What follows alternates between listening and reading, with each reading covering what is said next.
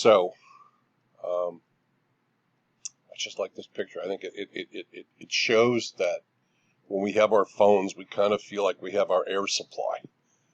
You know, I'm going to ask you in a minute to remember the last time you lost your phone for any length of time and what it felt like.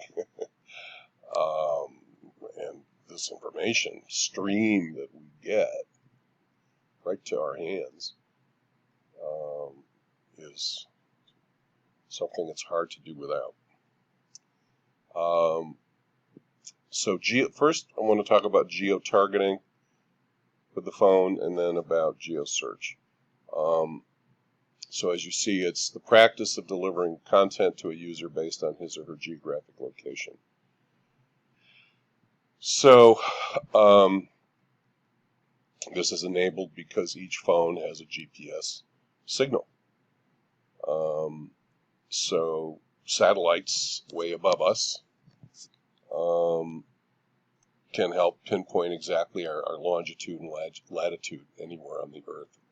Our phone's location, not us, because of privacy rules. That's my pug, Eloise. Any data that come from your phone are traceable, are linkable to your phone, but not to you.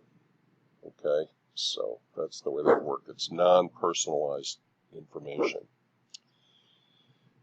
Now, this is not a phone, but it's another geo-enabled, GPS-enabled device. So ads on taxi tops in New York City, digital screens, okay, have GPS trackers. And so a client can, if she wishes, change the message based on where the taxi is located. So one example, it's not this one, but one example is a Broadway musical. If a cab is in a certain area around the Broadway theaters in Manhattan, around Times Square in the 40s and the 50s, mostly the 40s, they could change the ad and advertise, a Broadway musical. This is American Express, recognizing small business neighborhoods in Manhattan. So if the taxi is around Columbus Circle, it'll run an ad for Columbus Circle. And so the same thing with your phone. Based on where you're located, you can be targeted with a certain ad. And you can also play games, by the way. There's content that's geo-specific. You guys may remember this one. My daughter was kind of hooked on this a couple of years ago, not so much anymore. I'd have to drive, 5 miles an hour while she was doing something with Pokemon characters, based on location, and using her phone for it. So Geosearch is something you really can only do with a mobile phone. It's a certain kind of information that you get, right? And all search is divided into two categories. Organic search and paid search. Okay, organic search is whether it's on a desktop or a phone. Organic search is just looks at your website. The algorithms written by Google, or whoever the search agent is, Bing, go all over the web, and they're looking for sites that match your search criteria. And you can do things to your website to make it come up higher in the search results. That's called organic search. Paid search is when you are paying for certain search terms. You bid so much per every time someone uses one of those search terms and clicks on your entry, you agree to pay Google or Bing so much money, and Google makes a great deal of money from this. One of the problems, though, is both on the PC and on the cell phone, that not necessarily the best things come up first. So with regular search on your PC, the paid search comes up on top and it says ad. The organic search comes up below the paid search on the page. But again, the organic search could be a better answer to your original search, than everybody who's paying for it. So it's annoying to have these other things getting in your way. I think it's even more annoying when you're in your car looking for a Mexican restaurant and all the paid stuff comes up, even though it's far away from you.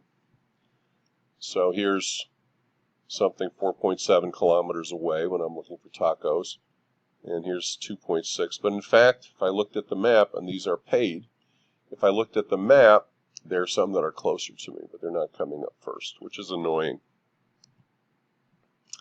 Now, another important point to make about search on mobile phones is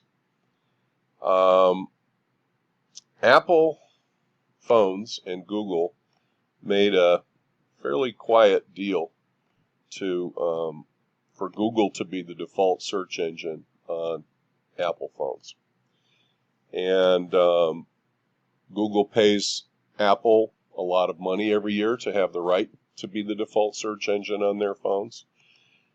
And because of that, any searching you're doing is defaulting to a Google search engine for all Apple phones. And guess what? For Android phones, Google owns the operating system. So in terms of searches done on Apple and Android phones, they're all defaulting to Google. What does that tell you, folks, about the future in competition? Now, I'm going to stop here, and we're next going to talk about, so that's the only really thing I wanted to say about special, unique media to the internet. I thought there were a couple of interesting little notes to make there and some specific things to tell you about. We're now going to talk about each one of these issues: mis- and disinformation, feelings of anxiety from social media, smartphone addiction, privacy, hacking, bots, clickbait, fraud, robocalls, and broadband access. Okay, so you know what? I'm actually just going to keep going here. Mis- and disinformation. And misinformation is just a mistake, right? It's wrong information, but it wasn't intentionally deceptive. Disinformation is disses us, disrespects us. It is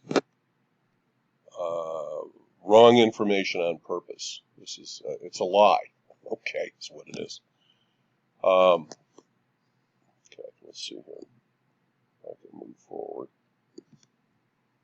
Okay, and we're going to need to look at the social networks in particular for this, because social networks, the concept is that it's crowdsourced content. People, companies, whatever, put up their own content. There's no filter. There's no editor checking the veracity, the truthfulness of the content. It just goes up. And this is where we really need to be conscious of what's getting put on our plate, folks. You know, who's cooking it? What's in it? And do we want it on our plate?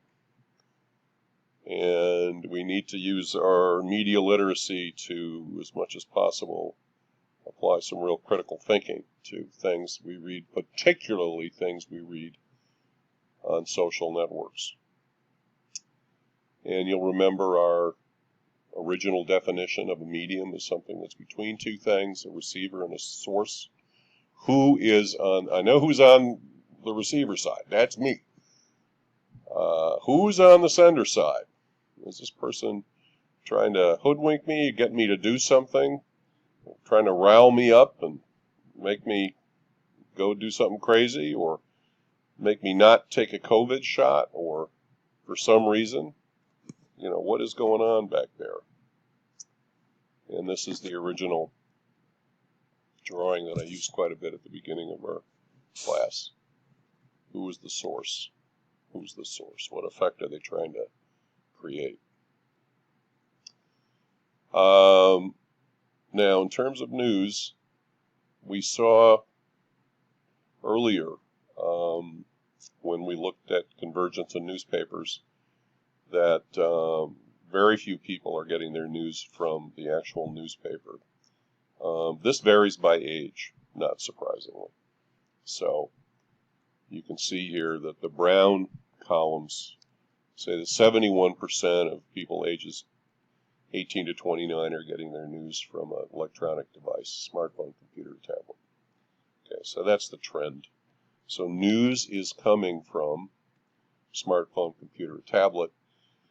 And based on the Pew research conducted in 2020, this says that young people, again, 18 to 29, are getting their news from social media sites. Okay, 42%. Okay, so again, let's be media literate. Let's be careful what we're taking as news. We're not just going to swallow anything on our plate. So we'll talk about social networks here.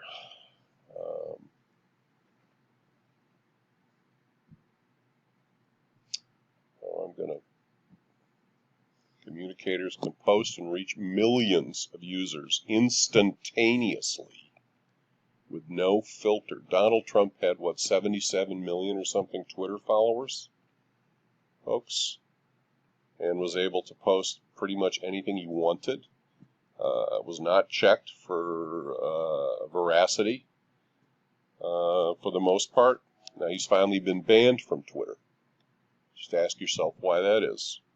But also ask yourself what impact that medium, that social network medium, Twitter, had on our country. And think back to the history. Remember, Abraham Lincoln didn't campaign. When he wanted to talk to the folks, he sent a letter to the newspaper, and it got reprinted all over the place.